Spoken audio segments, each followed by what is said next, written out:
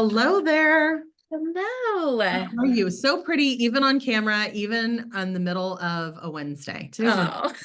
Oh, you're the So sweetest. welcome to Make It Make Sense. And I don't have anything identifying that it's Make It Make Sense because I'm at the office today, but we are still on the mission of trying to make sense of some things that happen in the world. So I Thanks appreciate, for having me.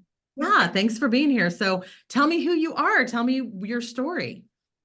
I am Cassie, and I'm originally from the Dallas area, which is how you and I met years and years ago. I have lived in West Texas in Lubbock now for about 12 years, I think. Too long. Oh, I have two little girls.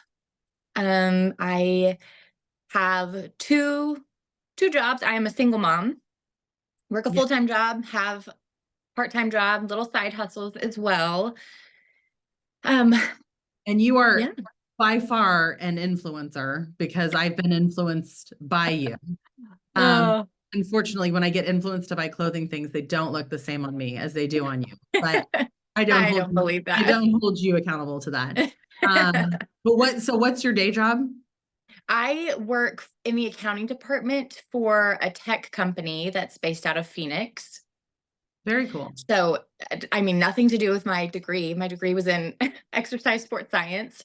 Yep. I originally wanted to go to PT school, and when I was in college, they switched it to a 3-year program, and I transferred to Texas Tech. And when I did, I lost, I think, like 30 hours, and I Ugh. was just like, I would rather shoot myself in the foot than go through 3 more years of school. So, Do you feel that way now, or if you had it to do over again, would you have dragged out school? I don't know. I don't think I would have done it then. I'm not a super studious person. I love to learn, but I'm not great in like a formal school setting. I made good grades, but I had to work really hard for them. Not someone who was just like made easy A's. Yeah. I Yeah. would So absolutely go back and do school for 100 more years if I knew then what I know now. I would have dragged it out. I zoomed through it because I was working all the time and you just want to get on to your adult life. But man, if I knew then what I know now, I would have dragged it out. if So, I could go back and do something different, I would have studied something different, not something that I necessarily felt like, okay, this is a good career path. Like I can make money doing this. I would have just done something that I like truly enjoyed versus well, I will say for you, the influencer thing makes a ton of sense because it allows you, I think you're so creative. Just ever since I've known you, I would say that you're super artistic and creative. And so it would have to be your outlet for that reason because your day job sounds so opposite and a little stiff, not creative. not creative. But Yeah. I'm sure you bring your flair to it. So Yes. anyway, well, I'm so grateful that you're here and I'm excited to talk to you about this because I think we'll probably have differing opinions, not, just in a good, like, let's have some robust conversation about it. But Yes. topic today is about trad wives. Now, okay, let me just say, and you're younger than me, but you're not quite the generation that they shorten everything. They just take every word and they cut it off. Like they are Right. very lazily doctoring language, right? Either making up Hmm. words or just cutting them down. But trad wife essentially means traditional wife. And in the truest sense of the word, it's a whole movement of people who are now choosing in their family unit for the wife to stay home and home make. Is that a word? Yeah, be the homemaker. And the dad to do all of the work outside of the home and care for the household. Now, you were married for how long? 8 years. 8 years. Wow. And Time flies when you're having fun, seriously. I know. And you were, for all intents and purposes, you were a traditional wife, but was Yep. that really the dialogue? Did you guys talk about it as such, or it just kind of worked out that way? I I mean, well before being married, I have always wanted to be a mom. Like when you, ask like, what do you want to be when you grow up? It was like a mom. I never had any specific like career. I just always saw myself in that mom role and knew that I wanted to be able to stay home with my kids when they were little. And my now ex-husband, when we were dating, we certainly had those conversations, and he was in the same position, and, always said, like, I don't want you to feel like you have to work. I want you to feel like you can stay home if you want to. And I think it's important to be able to be there for our kids. And we both were raised by single moms, and his mom had to work multiple jobs and was gone a lot. And so we both, that was just important to us. Yeah. And then when we started to have kids, it was a little different. The I think it was kind of in theory he wanted that, but then in actuality, not so much. Little comments of like, well, when you get a real job, or Oh, things like that. So there was certainly conversations, and that was definitely, we seemed to be on the same page as far as that is concerned. yeah. I see. I think that's unfair, and not just him, but just society, right? People will say, and I talk to clients a lot, and I have to clarify like what their job is. And I'm always very careful to say, does your wife work outside of the home?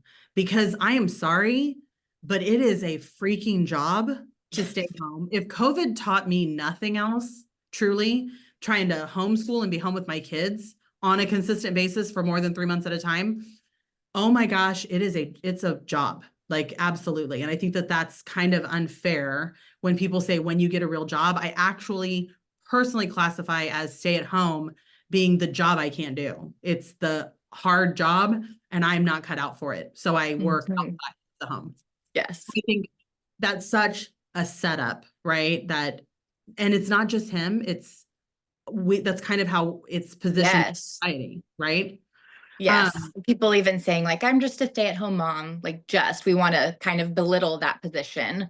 Oh, no, it is by far the hardest job and the most underpaid job. Now, so the kids weren't in school when this was all happening, right? Did you Mhm. homeschool? Did you plan to homeschool them as well? I really wanted to, yes. Yeah. Sadie, when I went through my divorce, my oldest was 4, so she was going into pre-K. So I was doing stuff with her at home. But she was little, and then my little one was barely 2. So Yeah. So had you stayed married, do you think that that's the track you would have gone? I think Yeah. that would have been my desire Yeah. for Yeah. sure. Again, just another layer of like, oh my gosh, there's so much that goes on in the home. Now, the part that like, as I researched like this whole trad wife thing, like, let me just say, I've always probably like considered myself, I don't know that I would say that I'm a feminist, but I think that I have feminist values. And so this really, when I hear about this trad wife movement, it almost kind of like is like a kick in the gut to people my age who feel like all of this work was done so that we could have equality, right? Now, it's not to shame anyone's choices at all, but I came from a household where I was raised by a single mom. And because of it, I watched her work really hard. And what I took away from it was I will never not work and be able to have the things that I want, because I see like how the world can be. And so just again, because it's not like she was, Norma Ray or like, power for the people. That wasn't the case. But I think during that time, because I would have grown up primarily in the 80s and 90s, it was much more like we want equality. That's probably where they started to first say like just a stay-at-home mom. She just stays home. She doesn't have a real job, like those kind of things. I think that probably all was like birthed during that time. And so when I hear trad wife, I feel like, what the hell is wrong with you people? Don't you want to like have independence? Like, so, talk to me about it. Was there ever a hesitation for you? Did it ever become concerning that he was bringing home all the bacon? Did you have a problem getting any of that bacon? Did you get to use the bacon as you saw fit? Like, financially, what did it mean? My situation was definitely a little different, and not what I thought it was going to be when I got married. Yes. Um, there was definitely a lot of financial abuse, or like finances that I didn't necessarily have access to, or um I didn't get a say in where we would take trips because I didn't have PTO. So um I think, had it been like I I do. thought, Yeah. it would have been a lot different. And I think it's sad because that's Yeah. certainly not what I was not what I Signing. signed up for. Yeah, Right. or what I was led to believe. Yeah. Um, so it definitely, in my case, did not play out, as I had hoped. So then that begs the question. So like because the financial part of it was such a daunting part of the story, how I can't even imagine deciding to leave the marriage and like start because here's my fear and I have this conversation with clients often where they'll say like we'll be having a life insurance conversation and they'll say, my wife stays at home. I just had this happen last week. My wife stays home and her concern is if I pass, what happens? So we need to have enough life insurance in place so she can continue on with this lifestyle. And he was really grappling with, do I do something that lasts for like a longer amount of time? Or do I do something where I get the cash back at the end? Like what kind of plan is the right plan for me? And I said to him, and it was something he'd never thought about. And I think it kind of clicked for him at that moment. I said, look, the cash back part is for you. Like only you care about that. She doesn't care about that. What she cares about is the longevity, because you don't need, what you need to understand is that even if the kids are out of the house, for her to now rejoin the workforce is going to be that much more challenging. She wants to make sure she's covered either way, like Right. however long that might take. And so I can't even imagine in your situation, small kids at home, rejoining the workforce, because how long were you out of it? I mean, 8 years roughly. Yeah. I mean, I got married when I was in college. And when I graduated and started my first full-time job, um, I worked for a mortgage company, and I found out I was pregnant 3 weeks after I started my job. So literally my professional career was less than a year. And then I went to being a stay-at-home mom. So I had no career that I was going back to. I mean, and I had been home for 5 years essentially. Yeah. I mean, I just can't imagine scraping the resources to make an expensive divorce happen when everything is in someone else's name. Wow. And that, quite honestly, is my biggest fear when I hear people and this movement. I don't judge the choice because I got to tell you, man, I've worked for a lot of years now. I would not be all that opposed to staying at home at this point. I'm great at it and my kids are in school, so like bring it on. But the reality is that, I can't imagine trying to do all of that at the same time. And my fear is because 43% of first marriages end in divorce, if there is this trend of people staying home and doing the traditional role thing, what happens when those marriages split? And I see it all the time. Are you on any of those Facebook groups that you'll run across, like mom groups or whatever, where they're talking about this kind of stuff?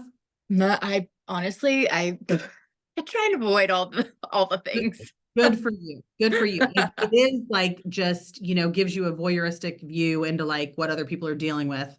And it's really sad, but it's like, I have nothing. He's always been the breadwinner. And so to consciously make that choice is a little bit scary to me. I think it's impressive that y'all had a lot of dialogue about it, it sounds like, although maybe he didn't keep up his end of the bargain. But my other concern, and you can tell me your thoughts on it, you were young, so young.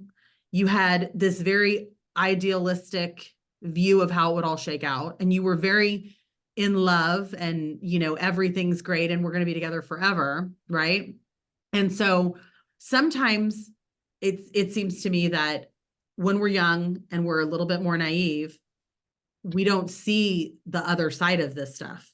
And so I guess it kind of begs the question for you, like, if you had it to do all over again, would you, and he was true to the end game, although that's tricky because if you were true to it, it would have all worked. You wouldn't have split up, right? So do you Mhm. think you would like make that same decision if you had it to do all over again? You know, I do. I mean, if just for what it is, like if maybe not him specifically, but just in a general sense of like if I was in a relationship with someone and we had been communicative about, our end goals and what we wanted our family to look like and our values. And if I was told something and there was action to back that up and support that, then I do think I would still. Um, and I think solely because truly like that's just always been what I've wanted. Now, I think I also know people who are like, "Oh my gosh, I could never be a single parent. I couldn't do what you're doing." Or I have, my mom has friends who have stayed in miserable marriages for 40 years because they just can't imagine leaving. And for me, because I was raised by a single mom and saw her do it, I was like, I can do that. Like, I absolutely am strong enough. I don't know what I'm going to do for work, but I know I can find something. I am absolutely strong enough to like do the day to day with these kids by myself because frankly, I'm kind of doing it anyway. I have someone here in the house who is and could and should be helping, but isn't. So that doesn't change. Just I feel like for me, the only piece that changed was, okay, how do I bring in an income?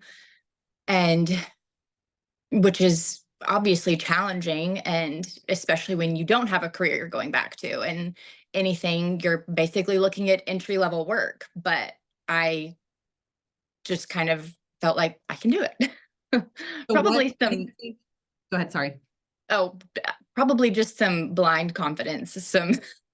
Well, I mean, I will say like your attitude and your resilience is impressive. You definitely do it with a grace.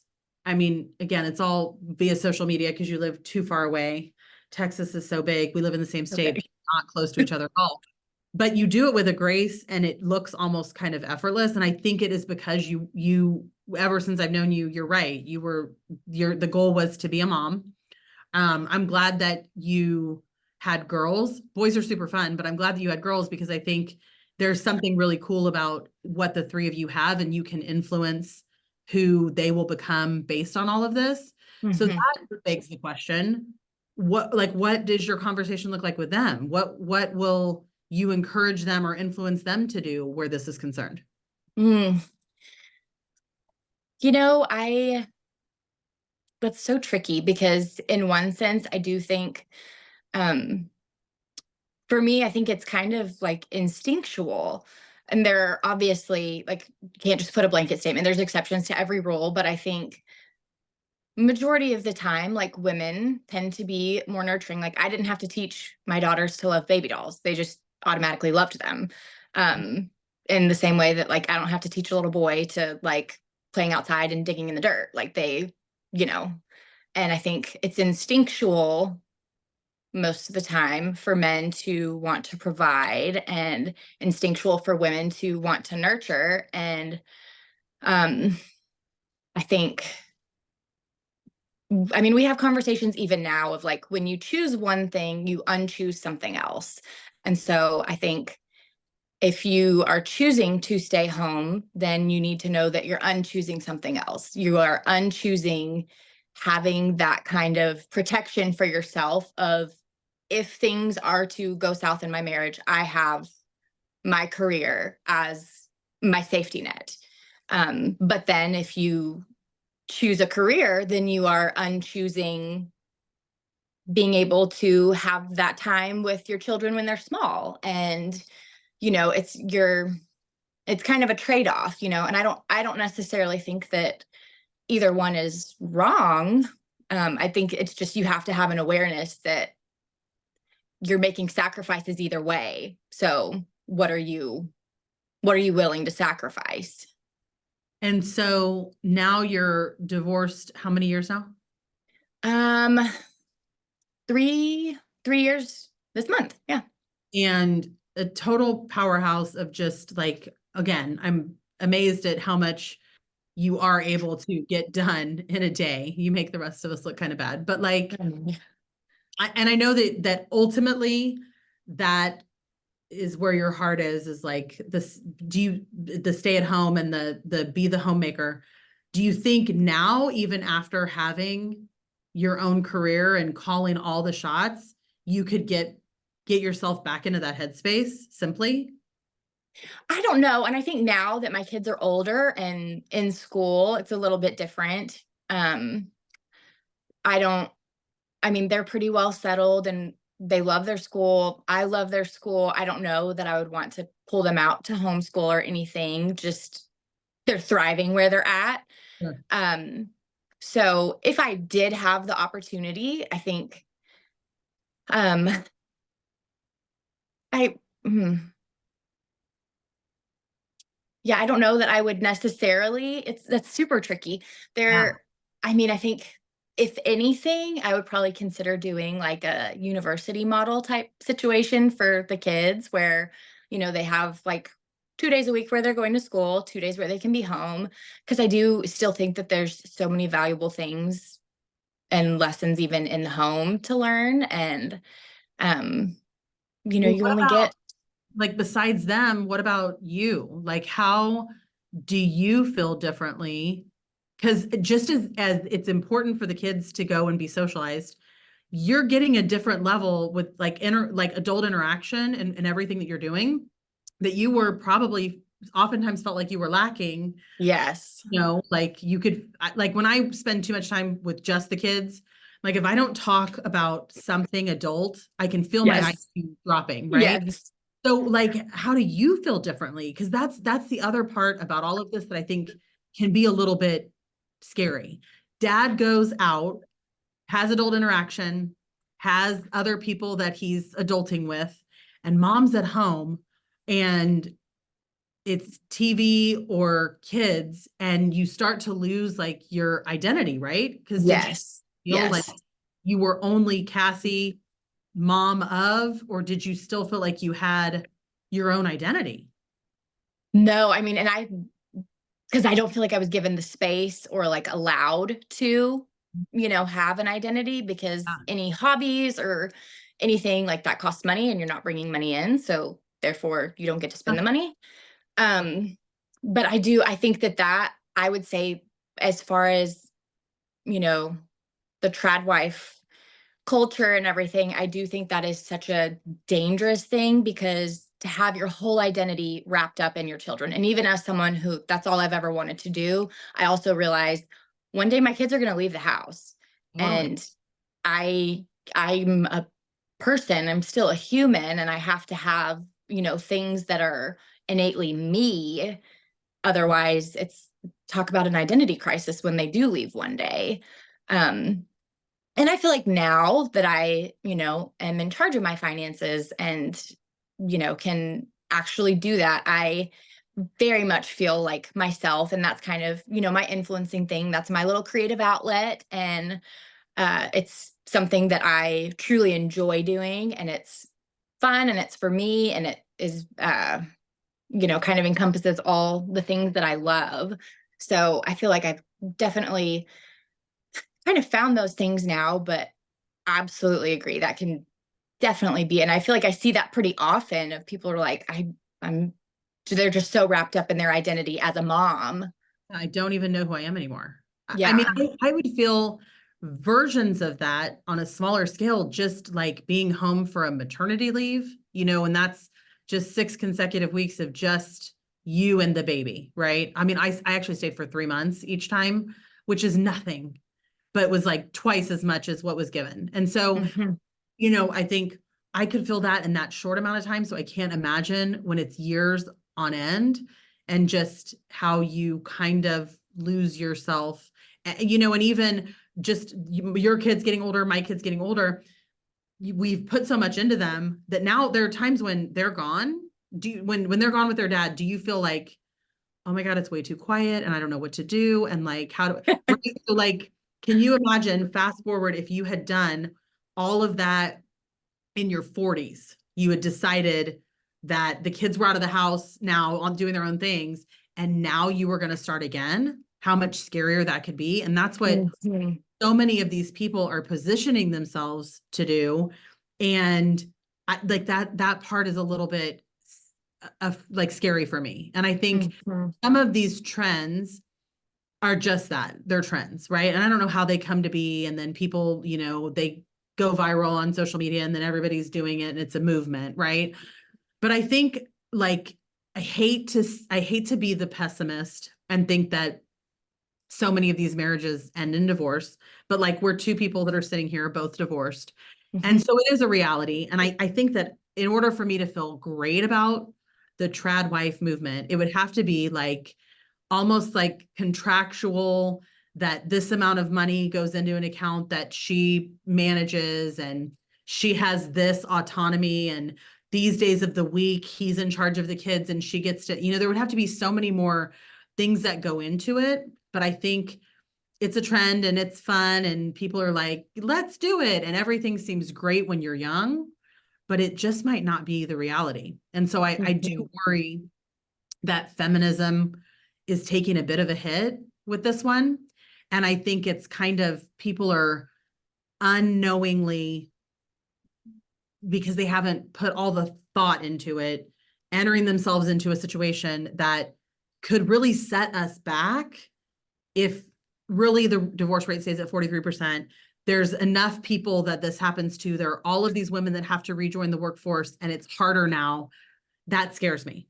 I think it's one of those things, because majority of my friends here in Lubbock are stay-at-home moms. I think I have maybe two friends who work outside the home, and all of them have 4 kids, and I've had the privilege of seeing that done well. Husbands who truly support and love and cherish their wives and families and are not stingy with finances. It is truly joint. It is all shared.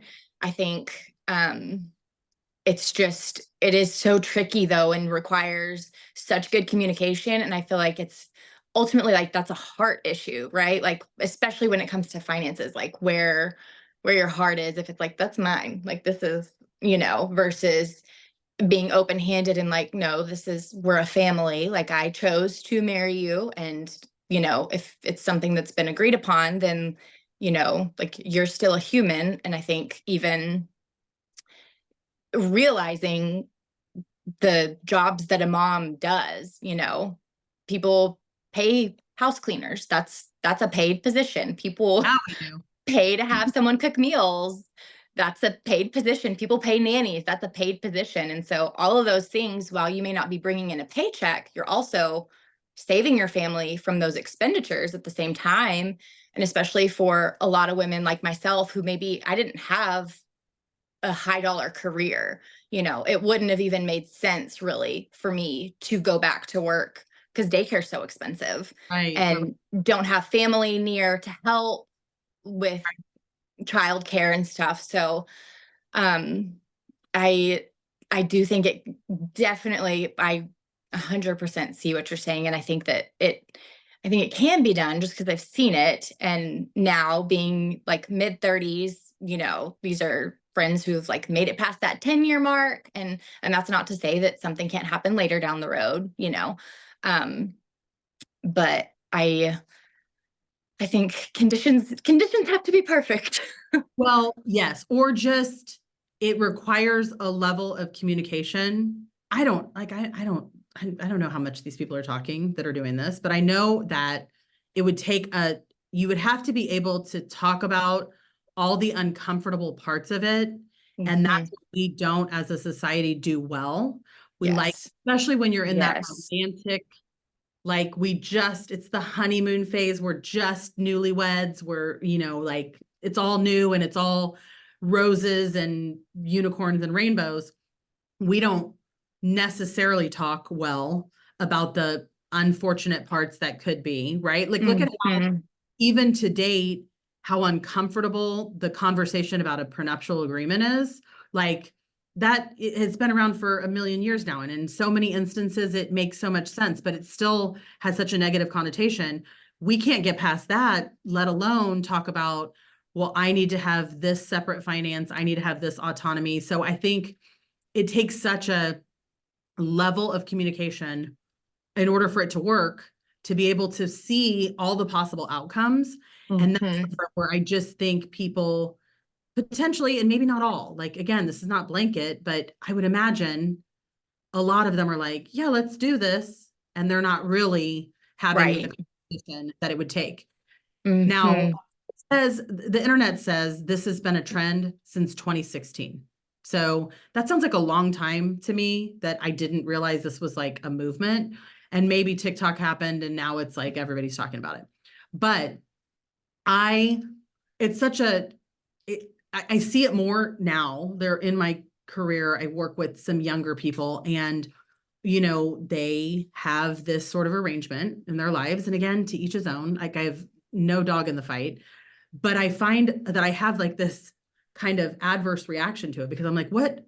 Well, like, how are we making this work? And like, I want to understand it. And it's such a departure for me. I do Mm-hmm. see where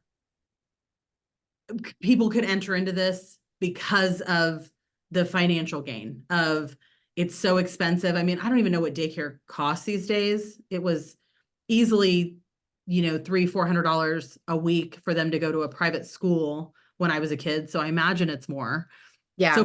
from that aspect, I can understand it. But this doesn't feel like that. This feels like these people are doing it as a conscious choice. It's a movement. They're going to do a thing. I don't know if they're like wearing aprons and gardening as well. I don't know like how deep that goes. Now, there are a lot of people that are like very deep into this that say you are supposed to be submissive. You're like supposed to avert eye contact. Like, I think this is people that are like deep in, Mm, which again, I think I have the personality where I would absolutely rebel against something like that. right. But like, what if that was suggested to you? If in order for this to work, this is what we have to do. Because it sounds like you challenged, and that was part of like the demise. Yeah. And I think, um, I mean, I'm a Christian, and like biblically, like wives submit to your husbands, like that's a biblical principle. However, like what people don't want to talk about around that is the husband's job in that. And so, in my mind, if there's a man who is leading and caring for my heart and providing for me and nurturing and doing the things that he should be doing, I have no problem being submissive. And I don't think submissive means being a doormat. I think it's a balance. And I think that there's certainly times where like a woman's intuition and that sixth sense, and like you absolutely have every right to, like, that's when you're married, like you're a team with that person. And so sometimes one of you may see something that the other doesn't. And I think it's your duty to say, like, hey, this might be a blind spot. Like, have you thought about this? Um, I have a problem with submissive when that's like control. Mhm. And I think that that is definitely something that exists, and like control and abuse, like that's never okay. And for women to be, you know, uh treated less than human by their spouses in the name of being submissive, and when your opinion doesn't matter and when you're not allowed to have a say in things, that is in no way, and even from like a biblical standpoint, that's not what scripture says either, but even if you're not a religious person, from a humane Right. standpoint, Yeah. yeah, exactly, like people are people. And um I it's super sad. I Especially now being on the other side and having come out of some of those things, I feel like I have found my voice and would certainly not stand for anything like that. However, again, I do think that a good man who is leading well, loving well, caring for the family, then yeah, I absolutely, you know, it's the part like trusting someone essentially, like trust your leadership, but also trust that if I am sensing something that is off, that I can say that and that my opinion and my thoughts will be considered. Yeah, I think this is another like generational where I can feel the difference in the generations. Like I think because of the time that I grew up in, and it was very much like you should never bow down and do what a man says. And you almost have like this adverse reaction to it. And how dare you? And you come out against it. And I think it was just like a sign of the times. I mean, if, I was growing up in the 80s and 90s, that was right after, not long after we've gotten the right to vote. And so like just really a different time. But I Hmm. think, you're probably the first version of this movement, and now it's Right. 2.0 and it's gone more extreme. I think it will just be interesting to see how it all plays out, because it would stand to reason that everything that happens in the world is cyclical. And so if this is the movement now, and that means that we're kind of generationally acting as if we were in the 50s, that means that we're probably right on the precipice of a movement of feminism again, where it will be like the 60s and 70s will be the next generation. And that may or may not come as a fallout of people that entered into these sort of contracts, verbal or Hmm. otherwise, and, Right. and now they're having a different reaction, or like their children are like, well, I saw this and that's not how I'm going to do it. Right. Right. So, I mean, I think it's interesting to me. I mean, even with fashion, right? This is just what happens. Like you, my friend, were in boxer shorts as shorts on a reel the other day. And I'm like, that's so me in the 90s, because we wore Yeah. shorts under our uniform skirts, and like Mhm. that was how we did it. So I mean, I think everything comes cyclically. Um, and so, it'll be interesting to see. We'll have to put it on Hmm. the calendar right now for 10 years down the road to see what happened, because Right. this might be where we're headed. But do you want to get married again? Maybe someday? I go back and forth. On the one hand, I'm like, yes, I do. And I think that the most likely chance that my children have of seeing a healthy marriage is probably going to come through me. No pressure. um, but then on the other hand, I enjoy being single. I am not on dating apps. I am not in any rush to get into things. I'm very independent. I don't feel like I need somebody to be happy. And also it's hard living with someone. And Yeah. I like having my pile of clothes in a chair in the corner. And if I want to keep it there for a week, I don't want anyone saying anything And about it. there's a whole other movement that maybe doesn't have as much um, press about it, where people will be married and have like separate bedrooms or separate residences. And to me, that sounds kind of amazing, because, Best of both worlds. the best of both worlds. But no, I mean, I hear you. I totally get it. And once bitten, twice shy. So sometimes the thought of I think for me, I look at friends' relationships, and to me, they all just feel complicated. I'm like, God, that just feels like so much work. And that just to me says it's not the right time for me. Like if I have that kind of attitude about it and I'm not romanticizing it and like, Right. oh, then it's just not the right time, and it'll happen when it's supposed to. But do you think, which way do you think you would go? Do you think you would want to be in the traditional relationship as you thought you once did? Or do you think now you've had a taste of this independence and you'd want to maintain that? Depends on the person, probably. I think depends on the person for sure. I think deep down my heart will always lean towards that more traditional picturesque kind of thing. But I do think that regardless, I will probably always have a little bit of a reserved or just kind of something, a safety net for myself, you know.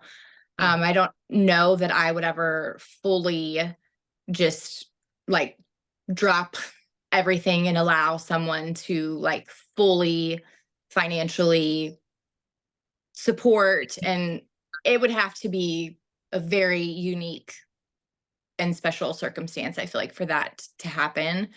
Um, just So, because I think like, sorry, go ahead. oh no, like you said, you know, once bitten, twice shy, I think it's just, and you know, second marriages, divorce rate, that's even higher. So Yeah. I definitely don't want to have to go through that again. So Sure. Okay, so fast forward 10 years, Sadie comes to you and says, I'm getting married, and we're planning on having a very traditional setting in our house. I'm going to stay home, I'm going to home make. What kind of advice do you give her? What do you want? Because it's different. You're not going to do this with people on the street, but you will with your kid, right? So, like, what do you say to her? Yes, okay, I support it, but these are the things that I ask that you consider or that I demand of you as my child. one, I'm a big therapy girl. I think everyone needs to be in therapy, needs counseling. I would highly encourage them to do that together. And because we all have some childhood traumas, and regardless, even if you come from like healthy homes, um, because I think that there's a lot of stuff that can come out that way. And so that's a good opportunity to catch any potential red flags that maybe you're missing just because you're in love. That would Right. be my like number one, get get in therapy together Yeah. and like really talk through some of those harder issues. Or they're bigger. And yeah, yeah. And I would say to, you know, question like, what are the things that you plan on doing to for yourself and to not lose yourself? And you know, whether it's hobbies or exercise or you know, a girls night or whatever, like you have to have something for yourself so that your identity is not solely in being a mom.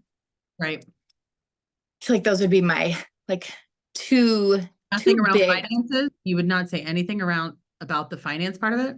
Oh no, I yeah, I guess, I mean, I would hope that that kind of stuff would come out in like therapy, how we feel about finances. And I think like making sure that even like budgeting, you know, just making sure that you're on the same page with those things. Like just because you are staying home, what does that mean for you financially? Do Yeah. you have the same kind of control and access to finances as your husband? Do you get a say in big purchases, in cars, in vacations, in are those joint conversations or are those decisions being made for you? Yeah. Yeah. I mean, I think that's it, right? It's all dialogue. I have no control over if anybody is going to do any of this, but I think the only way I would feel good about it, if boys or girls came to me, my children, and said this, I would ask those open-ended questions like, so who does this in your household? You haven't talked about that. I feel like you should. Mhm. Who does this? Whose job is this? What does this? Yes. What And about when? even the reverse of, okay, you know, because just because somebody is a stay-at-home mom, I don't, in my opinion, I don't think that that means that the man does nothing. Because you know, when he comes home from work, like, yeah, you've been working all day, but so is she. And it's, when you're a parent, you're on 24/7. You're on even when your kids are sleeping, because if they wake up in the night and they need you, it's literally it, it never stops. And Oh, so even to have those conversations, like you said, of who does what, you know, is dad involved in bath time and bedtime? Is he doing the dishes after you cook dinner? Is, you know, what do those things look like? How is he helping in the home despite the fact that he works outside the home? Yeah. And and I think again, this is something that comes with age. I can't say that these were conversations that I had before I got married because that would Mhm, be not realistic, but I would say this advice to any newly married couple. I always think, like you talk about therapy, I think premarital counseling is a beautiful thing because mhm, if someone doesn't force you to have some of these conversations, you are on like a romantic getaway. Like you're not really putting a lot of thought probably into mhm, when times get tough and it's really something you work at to be married. So I would mhm, say that this is probably advice for anyone, but they would be conversations that I think everyone should have. I think I would have if I ever decided to get married again, is just mhm. more dialogue because too many of us, and hopefully not too many of these trad wives, are not having these conversations. And by the time the rug gets pulled out, ooh, it's like a lot tougher to deal with. It'd be good Right. things going in. So, well, we have fixed the universe. So I'm so glad that we had this Problem solved. problem solved. Just call us. We'll one off. Okay, so one final question for you, which I feel like is probably going to be, it doesn't have to be in conjunction with what we've talked about, but it might be. If you had one piece of advice to give to your younger self that could have potentially changed all of it for the better, like what would it be? When people show you or tell you who they are, believe them. Ugh, beautiful. Who For the said, good, do yeah, what? who said that? It's a I quote from someone, right? it I'm sure it is. I just think we it's just so easy to overlook stuff. People show you their true character and we try and sugarcoat or justify it based on circumstances. And I would say Or think you can when, change. Oof. yeah, yeah. So when they show you, believe them. Yeah, I think that comes wisdom with age as well, right? Hmm. We romanticize everything when we're younger. So Hmm. that's beautiful. That's a beautiful piece of advice. So make sure you tell the girls when they get home today, in case Yes. I'll hit this up and we'll again give the world two different fronts at once. Yes. So, well, I so appreciate you spending this time with me and Yes. Thank you for I'll, having me. of course, thanks so much. And I'll be watching and rooting for you and taking notes and we'll reconvene to see if we were on the precipice of a movement here. Yes. All right, girl, I appreciate you. Thanks, Lori.